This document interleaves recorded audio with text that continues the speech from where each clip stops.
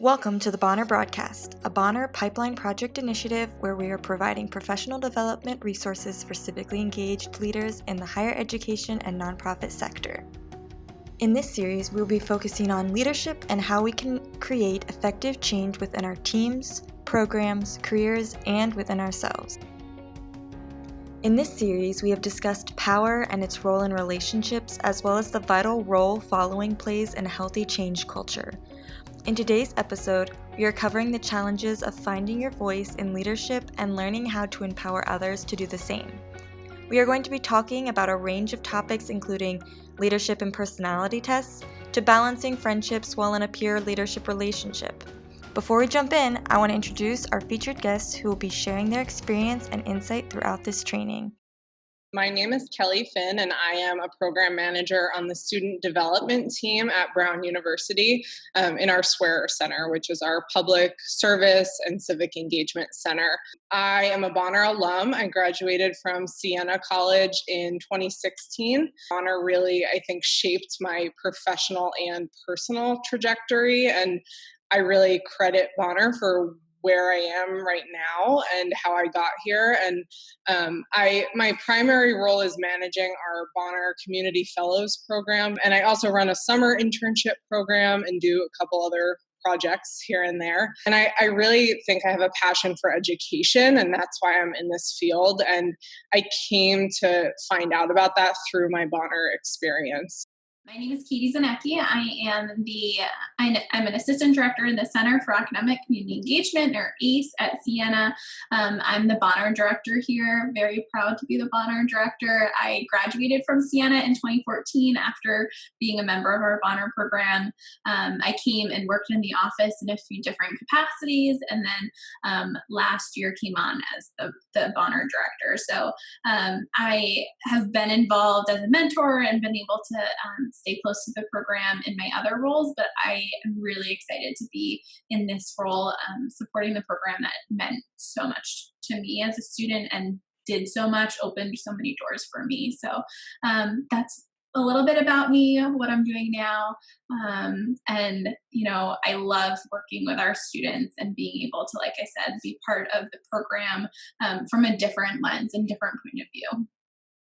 My name is Nate Green. I am a rising graduating senior, political science major from Washington, D.C. I am the senior Bonner intern for Bonner Office of Community Service Bonner Scholars Program. And I do it because, I've had a passion for service. And within my cohort, the young men always looked to me as their leader, even before I even had a title. So my director was like, you're going to be the senior Bonner intern for your class. And it ended up happening, actually. And so, I'm the head of the senior leadership team. Now that we've gotten to know our guests a little bit better, let's dive right in. Each episode of this series will include different concepts and opinions of our guests, so it may be helpful to keep a pen and paper nearby to jot down some notes that you want to remember. At the end of this episode, there will be an interactive piece for you to participate in so you can apply all that you've learned to real-life scenarios. We've got a lot to learn today, so let's get started.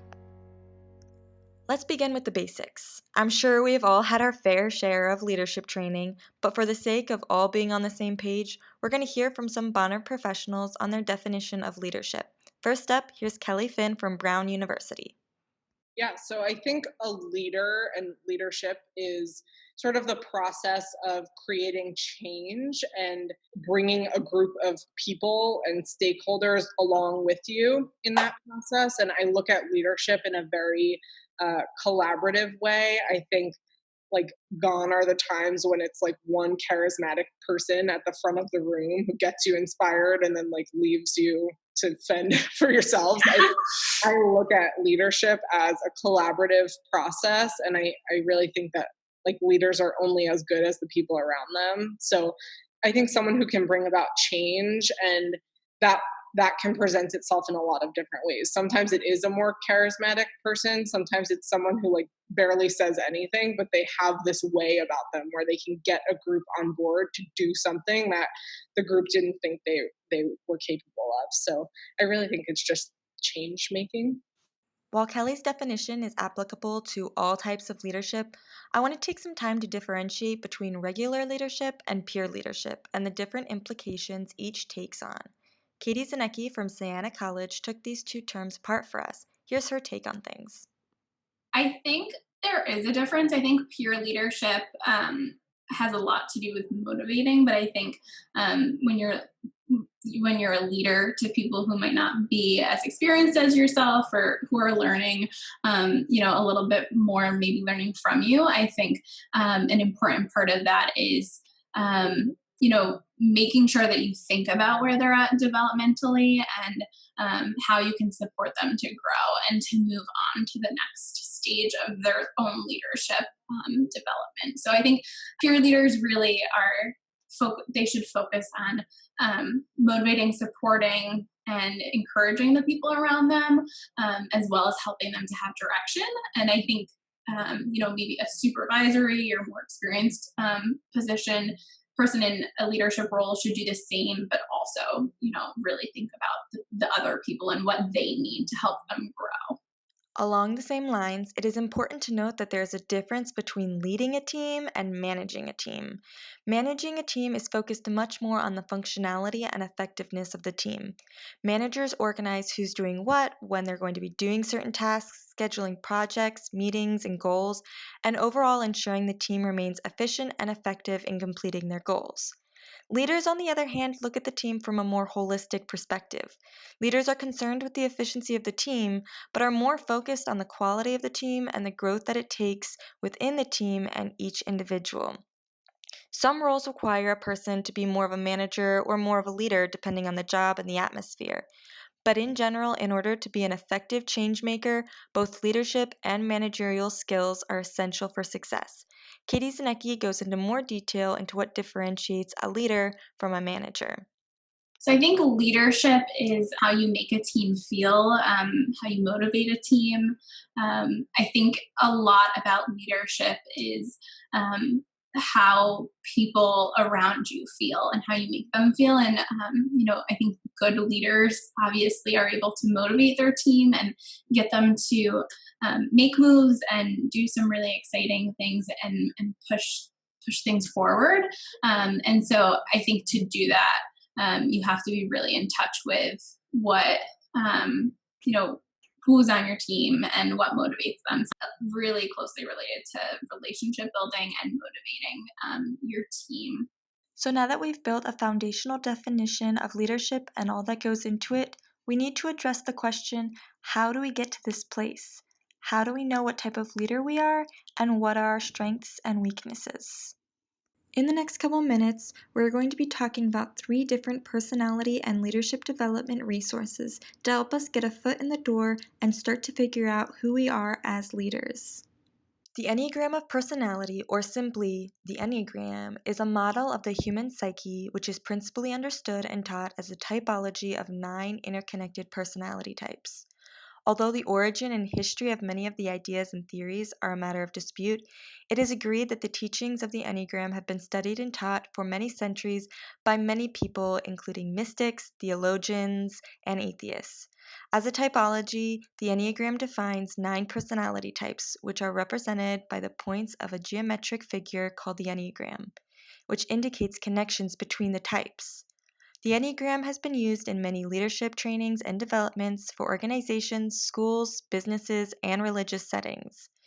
The Enneagram is very useful in personal development and uncovering some of the motivations and inner workings of a person without confining the person into a personality box. For this leadership and personality trainings, there is a focus on the stages of personal development as well as spotting where and when certain unhealthy traits may occur.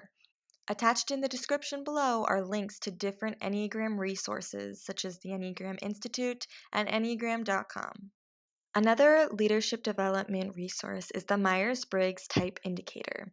The purpose of the Myers-Briggs Type Indicator personality inventory is to make the theories of psychological types described by C.G. Jung understandable and useful in people's lives. The essence of the theory is that many seemingly random variations in the behavior is actually quite ordinary and consistent. being due to basic differences in the way individuals prefer to use their perception and judgment. They use this quote to describe the basics of the studies behind MBTI. Quote, perception involves all the ways of becoming aware of things, people, happenings, or ideas. Judgment involves all the ways of coming to conclusions about what has been perceived. If people differ systematically in what they perceive and in how they reach conclusions, then it is only reasonable for them to differ correspondingly with their interests, reactions, values, motivations, and skills. End quote. The MBTI bases each personality type off of 4 essential questions or categories. The first one is favorite world. Do you prefer to focus on the outer world or your own inner world? This question and category is called extroversion or introversion, or E and I for short. The second question is information.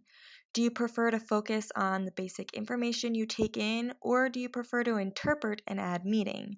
This is called sensing or intuition, or S and N. The third category is decisions. When making decisions, do you prefer to look at the logic and consistency, or first look at the people and the special circumstances? This is called thinking or feeling, T or F. The fourth and last category is structure. In dealing with the outside world, do you prefer to get things decided, or do you prefer to stay open to new information and options? This is called judging or perceiving, J or P. By answering these questions, you can come up with your personality type, which is composed of one of each category. In this description below, there are links to resources you can use to figure out your MBTI. The third leadership development resource is StrengthsFinders. StrengthsFinders was developed by a team of scientists and positive psychologists to help people uncover and develop their natural talents. StrengthsFinder offers 2 key things in its results. First, validation of your skills and abilities, and second, suggestions for how to maximize your strengths so that you can operate at your full potential. The basic philosophy behind StrengthsFinder is that everyone has natural talents and that we will get the farthest in life if we focus on elevating our personal strengths rather than trying to balance out our weaknesses. StrengthsFinders lists 34 potential strengths, and after taking the assessment, you'll get to see and learn about your top 5 with in-depth information and suggestions for how to use your strengths in your life and work. Below in the description is a link to all the resources you'll need for StrengthsFinder. Along with those 3 great resources, the Bonner Foundation has created many trainings and activities that will help you determine your strengths and potential weaknesses as a leader and how you can develop them. You can find all those resources and more on the Bonner Wiki website. The link is posted below in the description. These tests and activities are most definitely not the end-all be-all for figuring out your leadership style. Each person must do personal reflection and gain experience in order to truly find out who they are as a leader and as a human. However, these resources can hold you accountable and help you get a good starting place for your leadership development. It is important to be aware of both your strengths and weaknesses, where you more naturally are going to thrive and where you might have some blind spots to keep out for. Do not put too much of a focus on either or because both are needed. You need to build your strengths to thrive, but you also need to build your awareness of your shortcomings to avoid causing hurt or prohibiting your team from growing. Lastly, talk to people. Ask your supervisors, Bonner coordinators, and directors, site leaders, and friends for input in how you interact with people. Ask for advice, tips, growth areas, and any wisdom they can give you. You are surrounded by an ocean of knowledge and experience. Here's Kelly Finn talking about the importance of the people around you. Everything that I've learned has been because of students. Like, I think we all are here for each other. And again, like putting yourself in a place where you feel like you have that team around you who's helping you grow. And I think that's a mix of both personal and professional relationships. And like, I look at my own life, I think there's, maybe 8 or 10 people who are, um, my close circle. And I go to them each for different things. And I've found that in my life, I have to keep, adding to that circle and refining that circle. Like, if I'm not getting the development I need in one area, then I need to do something about that and change that. And but it's not always the people who are my supervisors or the people above me, but also students that I've supervised, I think, have taught me more than I ever could have taught them. So I think just like looking at life as this like ocean of information to soak up, and looking at the people around you as like in a metaphorical way, like the rafts or flotation devices to help support you. Like, those people are there for a reason, and so take what you can from them, and not in like a transactional way, but give too. And I think that's how we learn, is just like being in community with people. And that's why the Bonner Network is so great, because there's so many people that you can learn from. And there you have it. Go seek out a mentor that will help guide you and encourage you as you go through your professional and personal life. Right now, I encourage you to pause this video and take a couple minutes to reflect. There'll be some guiding questions up on the screen to help you reflect more intentionally. Welcome back. Now that we've got our foot in the door with some really great resources to kick us off and a solid definition of what leadership is, let's dive into some of the hard and vital parts of being a leader. First up is the topic of starting a leadership role and the transition into that role. Transitioning into a leadership role is potentially one of the hardest parts of being a leader because of the amount of risk and work it takes to do right. But when done right, it can kickstart a really beneficial and effective team and set the tone for the rest of your leadership time. Kelly Finn knows full and well the struggles and joys of transitioning in and out of leadership roles. She jumped straight from being a Bonner student at Siena College to working in the Bonner office at her school immediately after graduation. Through this, she not only had to navigate new leadership roles, but also how to healthily lead her peers. After several years of working at Siena College, Kelly transitioned again into a similar role at Brown University. Here's Kelly with some key insight and advice into the steps of transitioning into the leadership role. Ultimately, when I took on the full-time position at Siena, the class that I think was the senior class at the time had gone through 3 Bonner directors in their 4 years. So there was a lot of transition happening, which I think is normal in this work.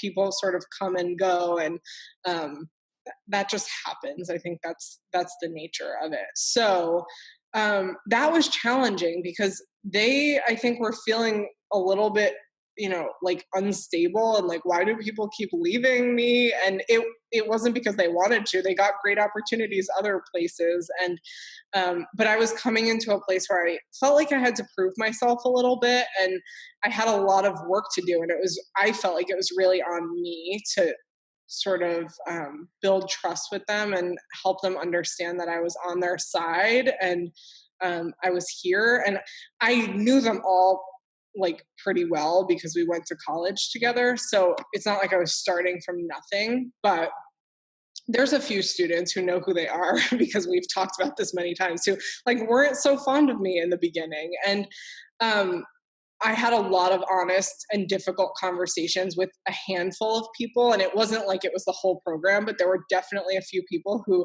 I just like wasn't their favorite person. And not just that, but I wasn't the Bonner director before me or the one before that. I was my own being, right? And honestly, it was really hard for me to feel that because I'm someone who like wants people to like me, and I'm a relator, and no one likes to feel like you're not liked. So that was difficult for me to wrestle with, and I think I had to sort of put my personal feelings aside a little bit, but also not hide from that conversation. So I had to like engage with those students directly and hear them out. Like, what was I doing that they weren't so fond of?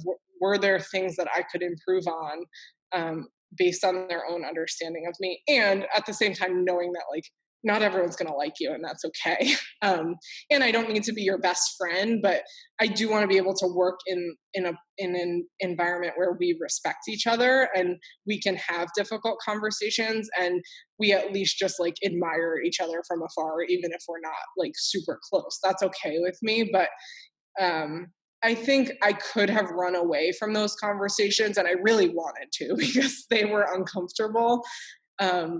And it felt weird. It felt weird to have that really like human moment with someone else. And I think like some of them ended in tears because we were both hurt and upset.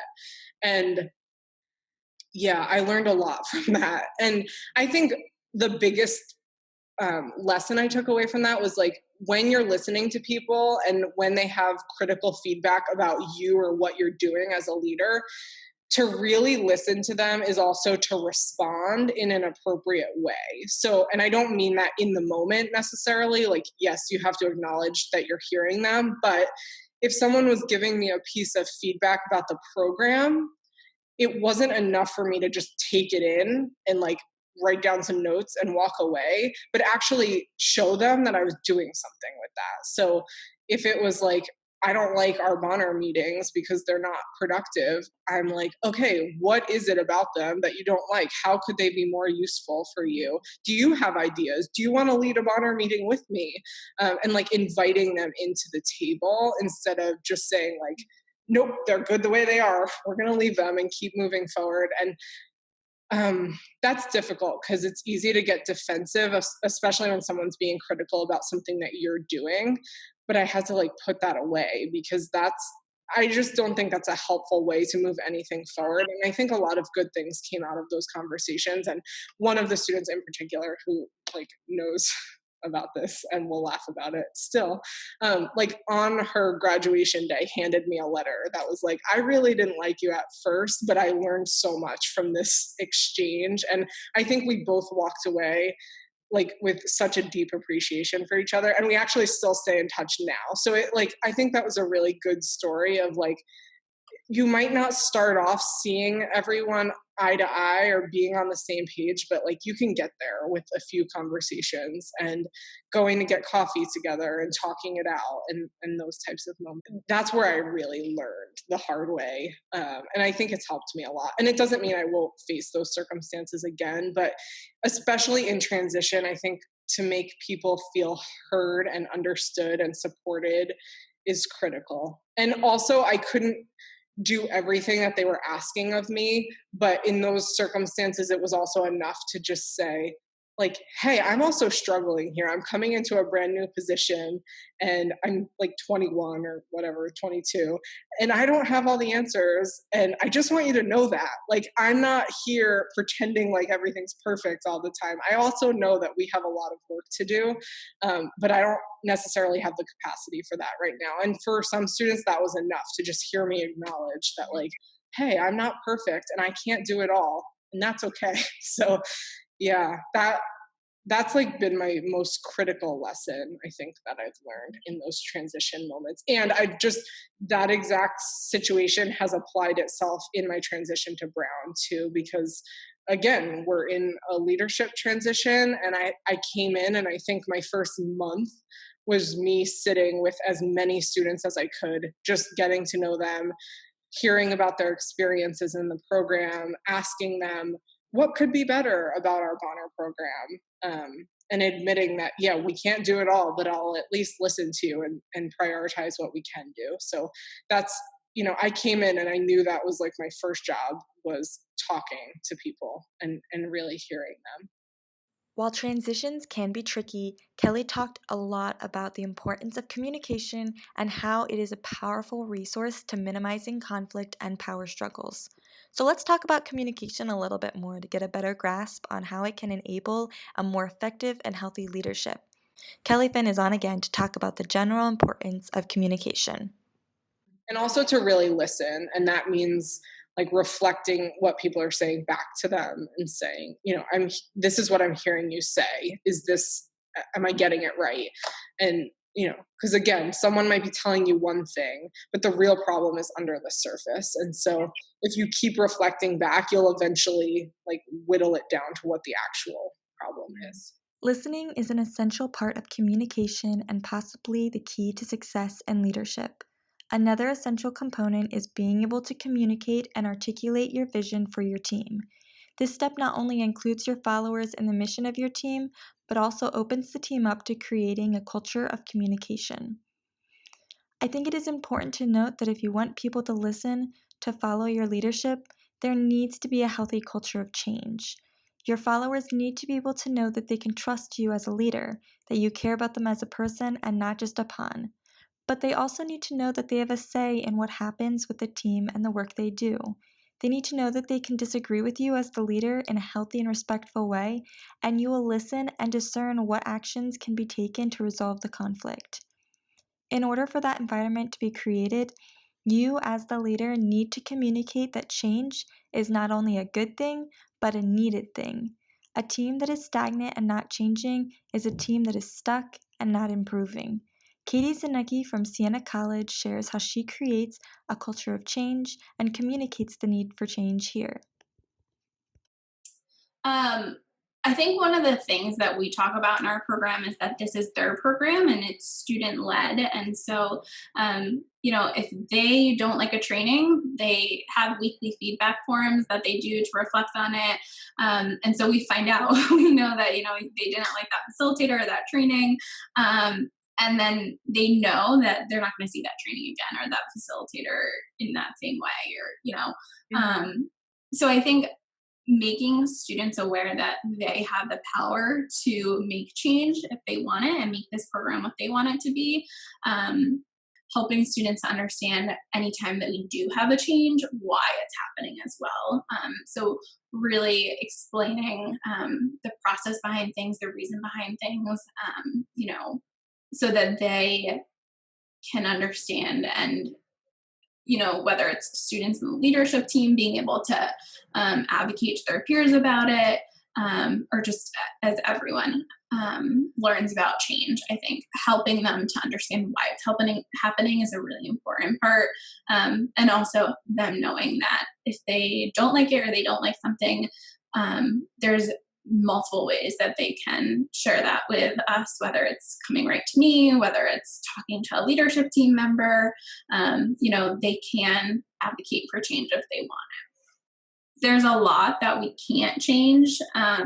In my job, there's things that are happening all the time that I don't have control over. And at one point, that was frustrating or scary, which I think is a feeling that a lot of people have about change. But I think part of our job in our center and in this program is to help people to start to be okay with that. We love the motto, be comfortable with the uncomfortable. And so change is a really big part of making people uncomfortable. And change is good. We change things because we want to make things better. And so I think it's really important for people to understand that and to know that. And know that it's going to be a normal part of life, both in your professional life, but also in your personal life. Things change all the time. So you have to start to figure out what's the way that you're going to cope with that and deal with that. And, if you have questions about it, how do you question it? If you're upset about it, how do you advocate for not to change? So I think it's really important that we give people the opportunity to learn how to do that here. However, here's where the rubber hits the road. While we as leaders may need to understand the need for change, the question is, how do we communicate the need for change to our team members? Furthermore, what do we do when our team members resist the change? Katie Zanecki and Kelly Finn share their experience about this struggle, so let's listen in. I think it depends on the situation and what it is. I think sometimes people talk to their peers about it and they, get things out that way. And sometimes that's enough. Sometimes you just have to talk to someone else about it and get it off your chest, and that's good. But I think sometimes, especially in programs like Bonner, that can end up hurting the program or the ability for things to change, because it's going around to all these people, but the people who can actually make a change or act on that don't know until the last minute when everyone's kind of fired up about it, which can be good, but it also can come off, depending on who it's going to, it can come off really bad. I like to think that our Bonner staff across the network are pretty open to our students and empower our students to come and bring change. But if that goes to a different office on campus or a professor or, the president or something like that, sometimes they get discouraged by, hearing a lot of people really fired up about things. So I think an important thing to do is help our students understand how do you do that in an appropriate way. So how do you figure out what's your argument? What are you going to bring? Who are you going to bring it to? And help them to work through that. So I think having conversations about social action, having conversations about things in the community that upset them and how they can address that helps them to understand how to do that in their personal lives as well, whether it's an issue with a roommate that they want to change or a bigger issue on campus that they want to change. Acknowledging when the right time is to have the conversation. I think time and place are super important, and some people mess it up right from the beginning because they approach someone right in the heat of the moment or in a crowd, or when a student is really stressed out because they have 3 midterms in 1 week, and then they also are hating the Bonner meetings and they want to argue with you about it. That's not the best time to work through that conflict together. It can wait until next week. So that's very simple, but knowing when the right time is. And I think part of that is just emotional intelligence and being able to read people a little bit, but also to just ask the question, are you able to have this conversation right now, or would another time be better? And if it's not the right time, don't do it, because it's only going to make it worse. So that's very simple, but starting there. And then I think, guiding the conversation towards a place where it's, and this is a marriage counseling thing, but the two of you against the problem and not each other. So this is not because I don't like you and you don't like me. It's because we're having an issue with this thing that's in between us here. And in order to do that, you actually have to identify what the problem is. And that takes peeling back the emotion. So sometimes the first place is to just hear people out. How are you feeling right now? And acknowledging those feelings are super valid. I totally understand why you're feeling this way right now. Or I don't quite understand why you're feeling this way, but I'm glad you shared that with me. And I wouldn't have known that if you didn't tell me. And just first holding space for feelings, because I think people just have to get those out sometimes. When we're bottling things up, that's never helpful. And then I think identifying what the actual problem is, which is actually harder than it sounds sometimes, because a student might come to me and say, Bonner is just too much for me. I just can't handle the commitment right now. And when we start to unpack, it's because, their grandmother's in the hospital and they, have to work 3 jobs on top of Bonner, or whatever the circumstance is. But the problem itself is not that Bonner is too much. It's that there's all this other stuff around it, right? So I just think of it as peeling back all those layers, which takes time. It might not always happen in one conversation, which is why time and place are important, because those conversations should never be rushed. People should feel like they have the right amount of time to tell you what they need. I also think sometimes it is a good idea to pull in a mediator. So if it's actually a heated conflict, bringing in someone who's not directly involved is a really good idea. And one of my colleagues at Siena, Katie, we did this for each other all the time. We were always supporting each other, because it's difficult. And sometimes you don't know what to say. You get into a conflict and you're I really don't know the right way out of this. I don't know what to say. I don't know if what I say is going to make it worse or better. And so having that other person in the room, I think, just takes some of the pressure off, because you don't always need to be talking. You can kind of sit with people's feelings and just let that be. And then you can kind of play off of each other a little bit. So bringing in, and that's not just administrators, students can do that too. Sometimes group conversations are a little bit easier. If there's 3 people in the room, it's less of a heated conflict because 2 people are not going at each other. Now that we've heard about the importance of communication, we're going to talk about a step that will significantly help with communication: relationship building. Katie Zanecki is going to take us through her insight into relationships as a leader, as well as the unique challenges of peer leadership relationships. It's tough depending on the size of your team, but really getting to know people, taking the time to go get coffee, or, if you're in a meeting, take just a few minutes to check in and see how someone's doing, what's going on with your life. And, whether that's just you got stuck in traffic today and oh my gosh, that's a silly story, just trying to make connections with people. It's great if you can make the time to meet them for coffee or a meal or something, but I think stopping during meetings to talk to them about just life and them as a person says a lot about, you caring about them and helping to build trust in a relationship. So I think that's really important, is building relationship with people so that they trust you. And, some of that means sharing some of yourself as well. You don't want to be grilling someone to just find out about them. You want to share some of yourself as well. So really building a mutual relationship that can go as deep as you want it to be, and as the other person wants it to be. But, just taking the time to show that you care and you're invested and you're interested in them. But sometimes you already know the person, and that is the challenge of the leadership position. Let's hear out Katie Zanecki again, as well as listen to Nate Green talk about this challenge from a student perspective. That's one of the most difficult things for our students, is figuring out what is that line, and when do you draw it. And I think it's different for everyone and for every situation. I think, and one of the things that I like to try to do to not have people be in a situation where they're too close to that line is make sure that when we set up mentoring relationships or, peer,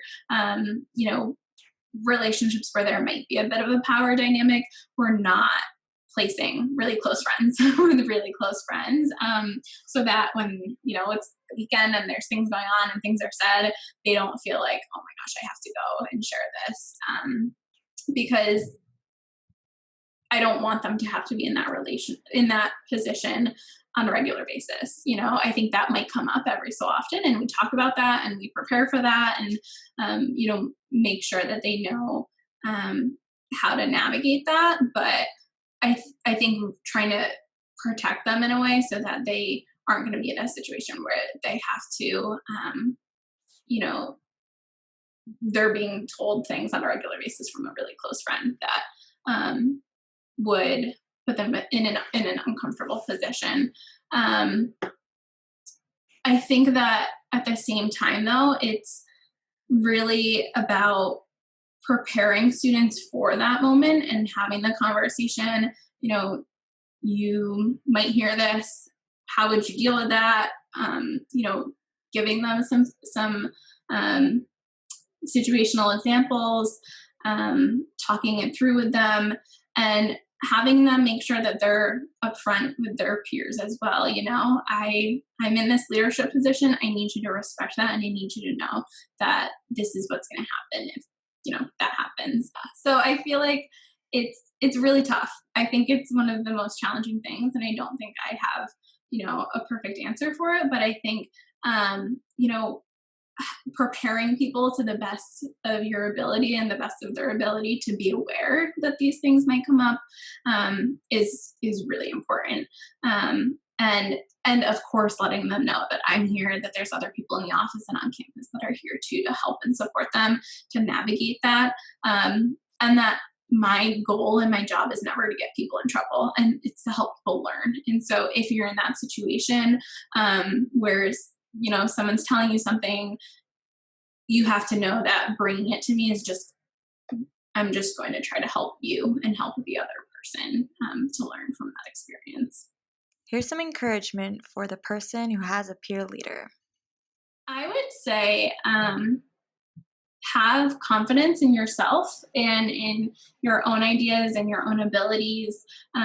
Something I wish that I knew when I was a little bit younger was, I have the abilities to do this, and I have the knowledge, and if I don't, it's okay to make a mistake. And I so strongly believe that you have to make mistakes to learn. Otherwise, you don't know that you did things wrong. And so I think it's really important for people to now to take those risks and to believe in yourself and if it doesn't work out, then it doesn't work out, and it's probably not going to be the end of the world. So, believe in yourself just as much as you might believe in your leader. For a student perspective on peer relationships, here's Nate Green. For me personally, any group that I always lead, I'm like, business is business. And it's as simple as that sometimes. And sometimes you got to get a little bit more complex and understand that, hey, when we're in this space, our friendship is always there, but you also have to remember that I am leading a group of people, not just you. So whatever, and you're a part of that group of people. Our friendship is outside of this group of people. And so it becomes a little challenging.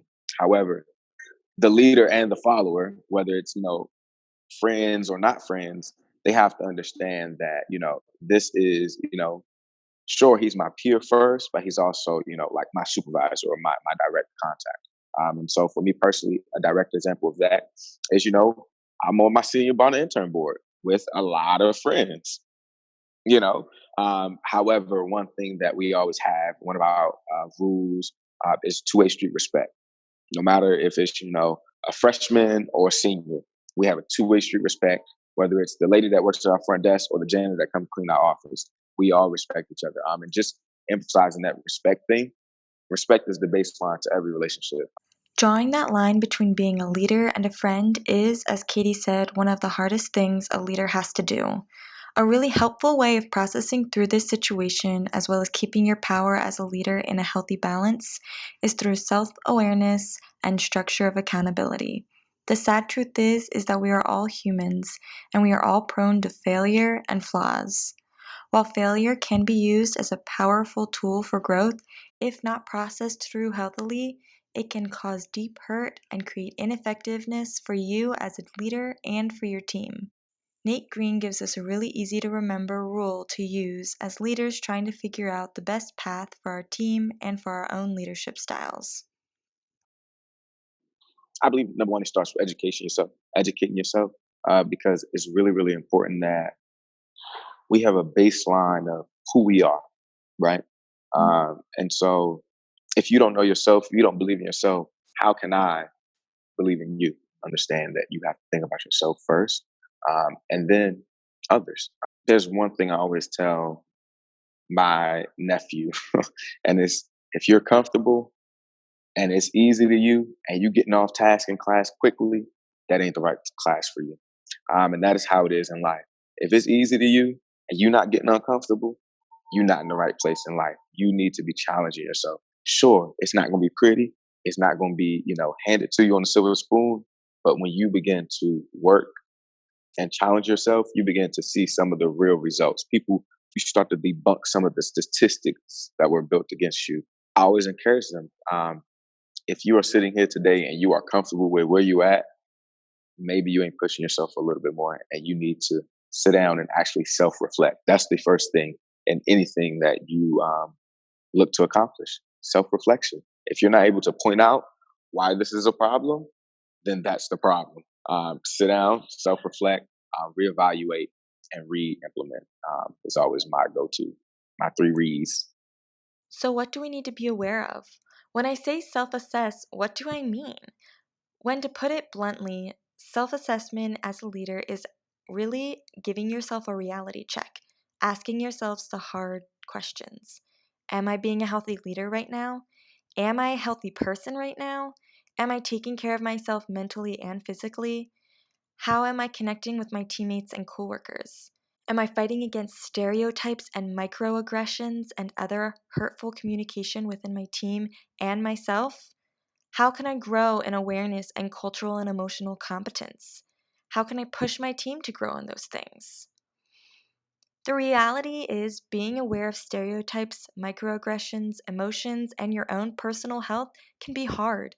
But remember, your team is not expecting you to be perfect, just honest. Change is slow and hard. Learning how to be a leader will not happen overnight and will be full of mistakes and failure. But in all of it, there is grace and there is growth. So keep pushing on. Take your time to find out who you are as a leader. Be honest, be vulnerable, be brave, and reach out whenever you need help.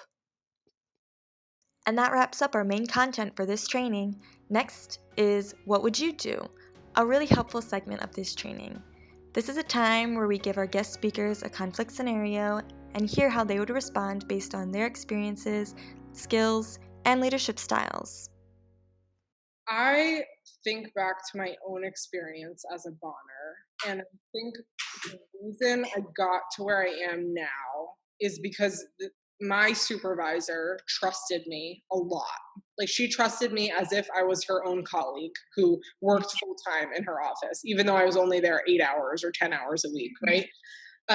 So my approach with students is like always pushing them in terms of their growing edge and relaying to them that I trust them incredibly with what I'm asking them to do.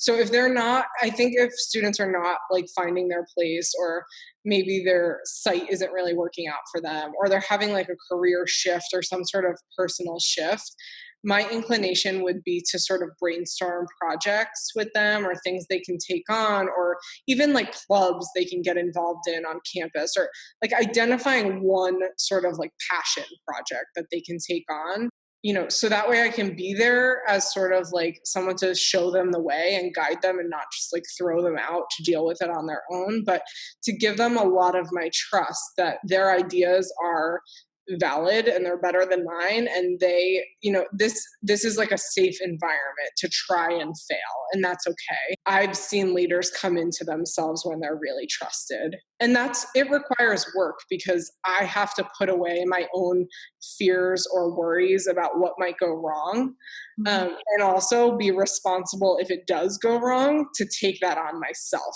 and not look at the student and say, you messed up, but I messed up because I'm supervising this. The only way I learned was by being put into situations where I had to do more than I thought I was capable of. And slowly, I've always been like a fairly confident person, but I think I came into this like new level of confidence in myself when I realized that people sort of believed in me. In my mind, I think anyone is capable of taking on anything with the right support. And it just means that I have to adapt the way I support different students, because everyone needs something different from me.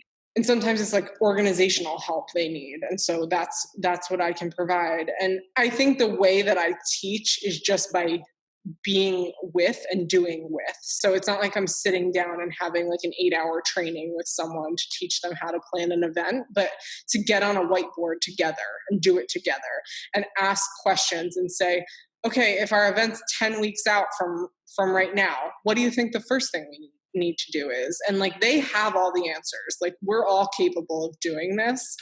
I try as much as I can to just sit with people, and like, they can watch what I'm doing and I can watch what they're doing, and give each other feedback. And I try to make it as non-hierarchical a structure as I can, which is hard sometimes, but I want them to feel very much a part of the work. Yeah, that's my approach with students. And the only reason I do that is because I think that's the approach people took with me, and it worked. So that's good. Now it's your turn. How would you respond to this situation? Pause the video for a couple minutes and reflect on your response. Remember to be aware of any biases or unhealthy thought patterns that may impede on your healthy decision-making skills. And that wraps up this episode in the series Creating Agents of Change of the Bonner Broadcast. To watch more episodes from this series, go to the Bonner Network YouTube channel or visit our website bonner.org. Subscribe to our channel for more trainings and resources. This episode has been made possible thanks to Claire Blim, Liz Brandt, Sarah Byler, Maria Guevara Carpio, Dr. Ari Hoy, and the Bonner Pipeline Project Committee. Special thanks to our featured guests, Kelly Finn, Nate Green, and Katie Zanecki. Music in this episode was produced by Ben Sound. Thanks for taking time to learn with me today. Bonner love!